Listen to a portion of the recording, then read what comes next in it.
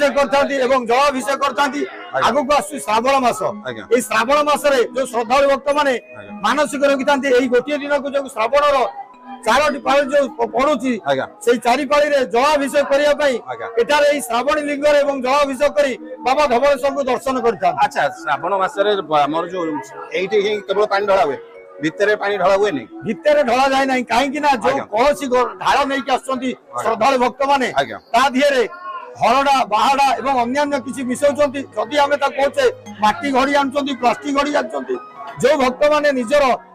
पितल घड़ी आनछंती ताकर किछि स्वल्प जल नै कि जाइतांती जो माने माटी घड़ी एवं प्लास्टिक घड़ी आनछंती जदि आमे बाबा को